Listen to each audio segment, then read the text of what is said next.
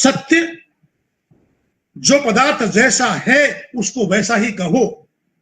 और कहते हैं अस्तेय, बिना जानकारी के, बिना पूछे किसी की वस्तु का अपहरण मत करो, और अपरिग्रह, जमाखोरी मत करो। आज संसार में विषमता का, असमानता का एक बहुत बड़ा कारण जमाखोरी भी है।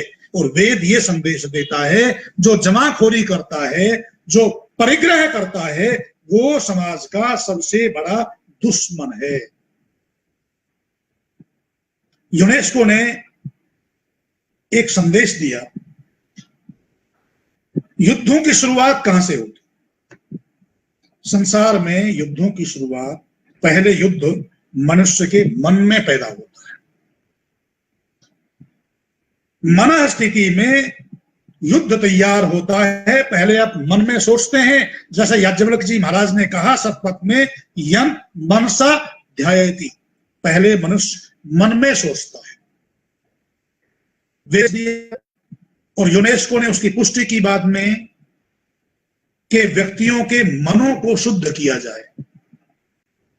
यजुर्वेद में पूरा एक अध्याय है मन शुद्धि के लिए, जिस हर मंत्र के अर्थ के आखिरी में आता है, तन मे मना शिव संकल्प मस्तु, मेरा मन शिव संकल्प से युक्त हो, मैं शिव संकल्प वाला। अब मोटी मोटी हम बात कर रहे हैं, कोई शोषण ना कर सके और धार्मिक आजादी सबको हो, अपना जीवन साथी चुनने की आजादी सबको हो, स्त्री और पुरुष की समता हो, स्त्री और पुरुष के बीच में किसी प्रकार का भेदभाव ना हो। जैसा मैंने कहा, देखो, एक तो धर्म के बारे में, वेद के बारे में, मनुस्मृति के बारे में समाज में बहुत भ्रांतियां फैला दी गई। वेद, जैसा मैंने बताया, संदेश ये देता है कि मनुर्भव, मनुष्य बनो। हिंदू होना, मुस्लिम होना, ईसाई होना, यहूदी होना, बौद्ध होना, या किसी भी जाति से ग्रस्त होना, ये धर्म नहीं है। मनु महाराज ये कहते हैं, धृति क्षमा दमोस्तेयम शोषम इंद्रिय निग्रह। धृति अर्थात धैर्य, सब्र करना। अब सभी लक्षणों की व्याख्या करने का समय नहीं है, मैं केवल नाम से उल्लेख कर रहा हूं। धृति, क्षमा, किसी दूसरे ने गलती कर दी उसको सहन कर लेना। दम, अपना स्वयं का नियंत्रण अपने स्वयं पर। अस्तेय, दूसरे की वस्तु का अपहरण न करना, चोरी न करना।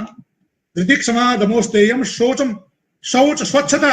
आज सारे देश में, सारी दुनिया में स्वच्छता का अभियान चल रहा है।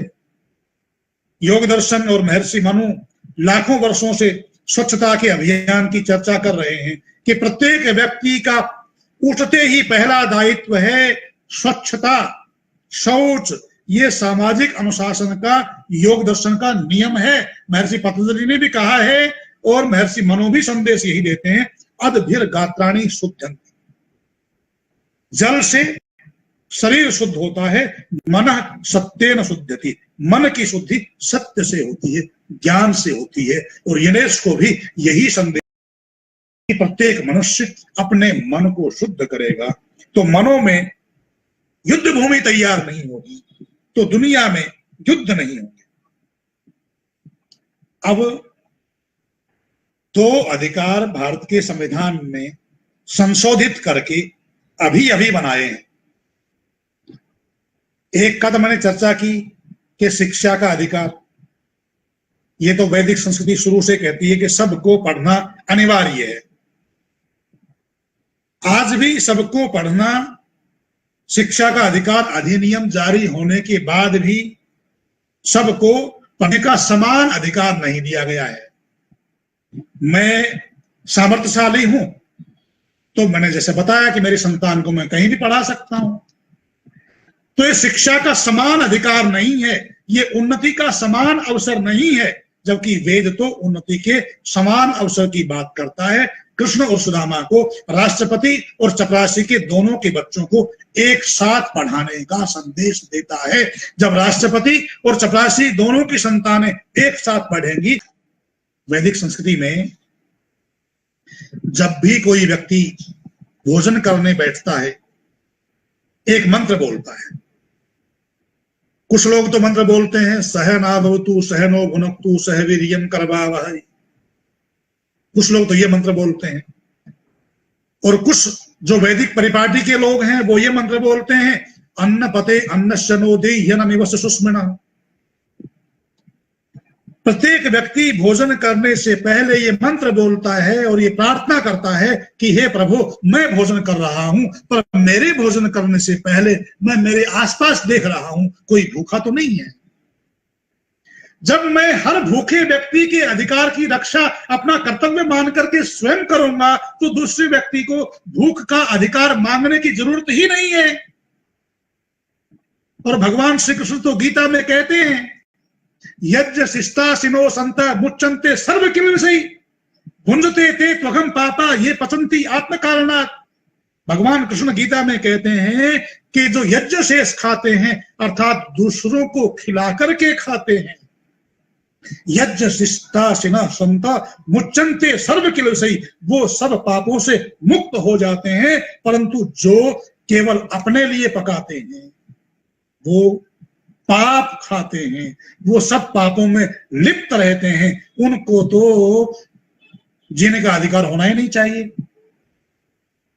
परंतु आज असली ये है कि आतंकवादियों के अधिकारों की भी चर्चा होती है, बदमाश और गुंडे लफंगों के अधिकारों की भी चर्चा होती है, पर जो सही अर्थों में मनुष्य है उनके अधिकारों का शोषण किया जाता है। वैदिक संस्कृति में ऐसा नहीं था।